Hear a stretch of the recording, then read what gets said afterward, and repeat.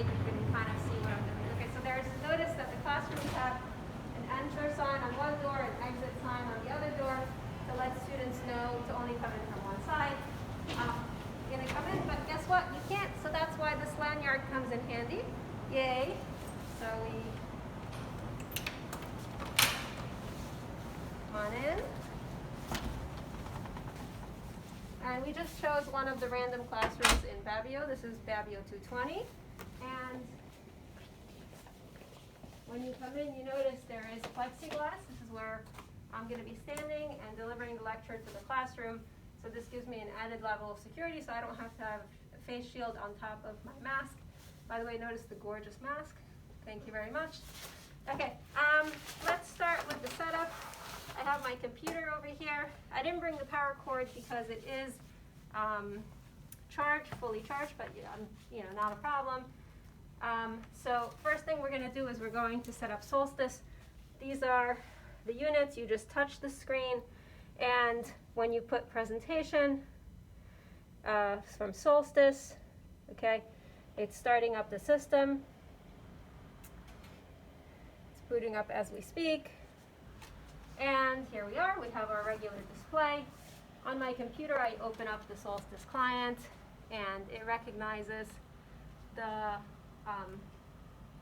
displays around me. So I enter in the key 4691 in this case. Okay. And my desktop is what I'm seeing. And lo and behold, you can see my desktop. That's my daughter went a long time ago. So you could say hello to Claire. Okay, cool. Now, what's next? So we got a whole bunch of goodies sent to us, either delivered to our office or sent to us by mail. I'm going to walk you through the steps of how to open everything up and set everything up. The IT department was very nice to put together a paper that explains everything, but I think it is helpful to see it in person. Okay, we got ourselves a tripod, an extender. The one that was in my kit didn't fit into my computer, so I have my own. It's just, you just need more places to put stuff in. So I'm going to plug this baby in. Okay. So the first thing you got to do is, let's actually do the camera. And here's the camera. I'm going to attach it to the tripod. By the way, you could also attach this guy. Hold on a sec. This thing was just to close the camera if you want to close it, but we don't need that right now. You can actually attach the camera straight up to your computer. It's just that the tripod gives you more. So if you wanted to attach it to your computer, there you go. Okay, it sees wherever the angle is it's looking, but preferably you want to be on the tripod. That's exactly what the tripod is for. The only thing you have to do to the tripod is this piece, attach it, screw it on. So I already screwed it on, okay?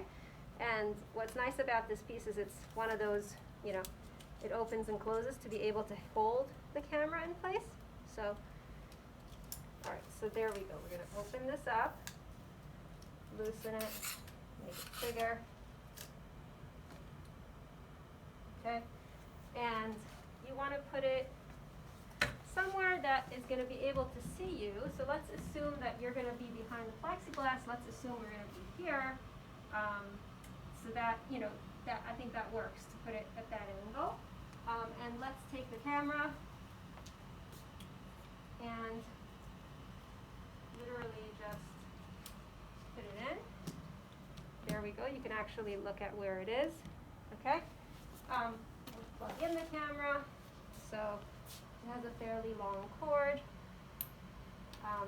One part of it goes into the camera right here.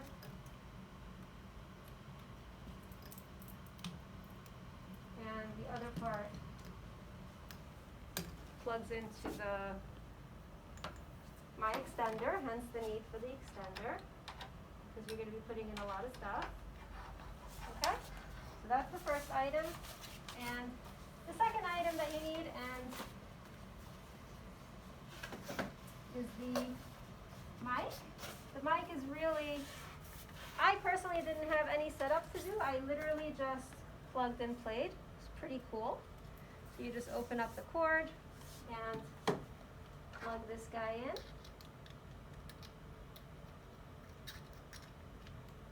Okay, and it turns on. I think if you don't notice that it's turning on, I think you have to hold the speaker button and the phone button at the same time as per the directions, but it looks like it's on, so that's good.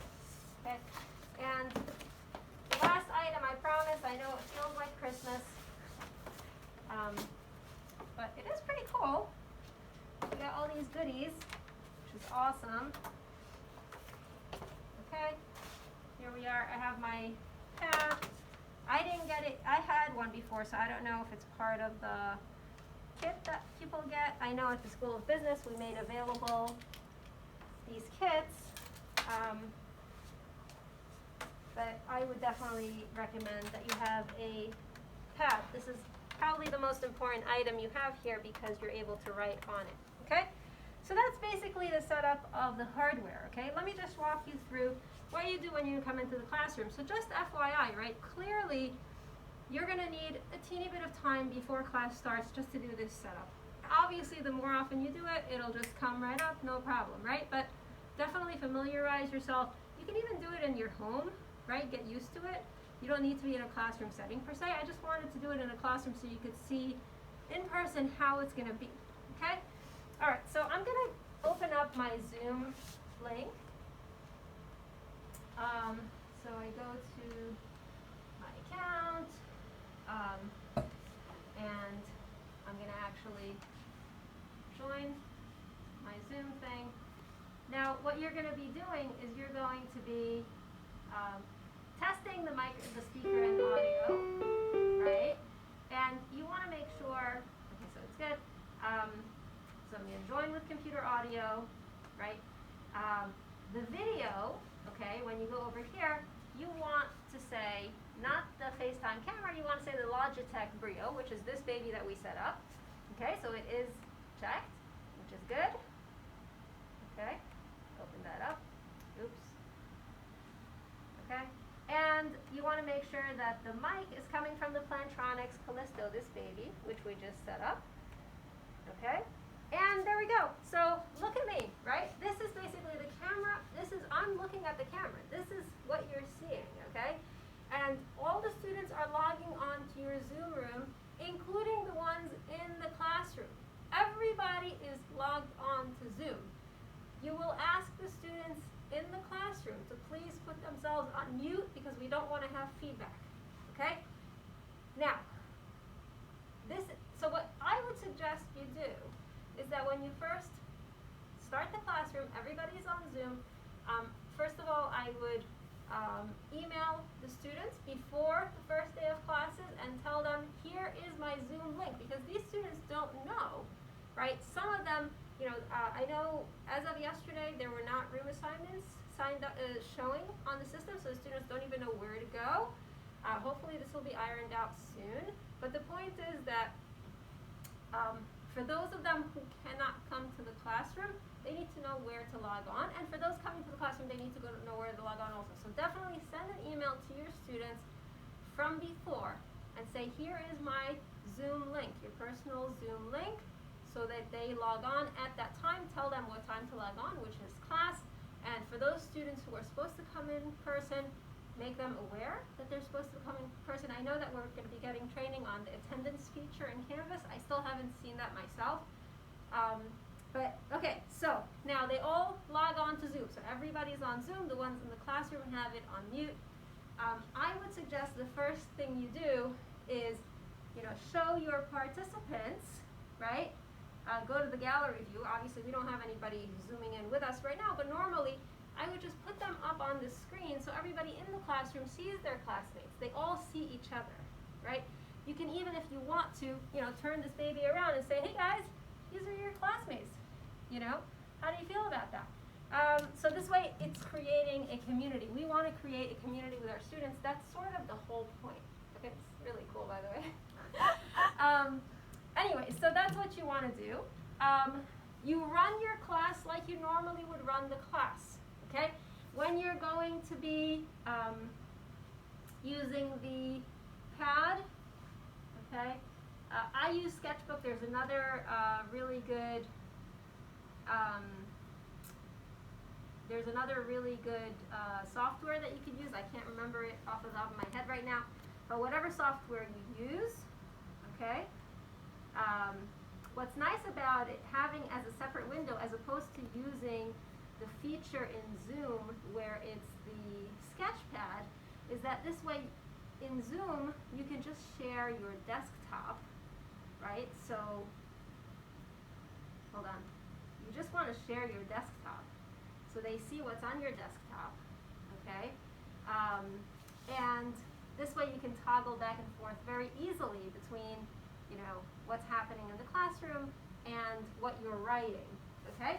And when you're writing, you're just picking up your thing and, you know, I would play around with it if you haven't used these before, but basically, hello, how are you? And notice when I'm writing this, everybody at home, they see what's on my screen, so they see what I'm writing. The people in the classroom see it on their screen, their computer screen, and on the screen over here, okay? When students are asking questions, what I would suggest is that at the beginning of class, when they see their classmates up on the screen, you kind of say, you know, you and you know, please keep your eye on the chat feature. If there is somebody at home who's asking a question, make sure that, you know, let me know, and this way I can open it up and say, oh, here you go, let's ask a question, you know. If you wanted to, you can even, you know, pair them up to say, you know, you are your brother's keeper.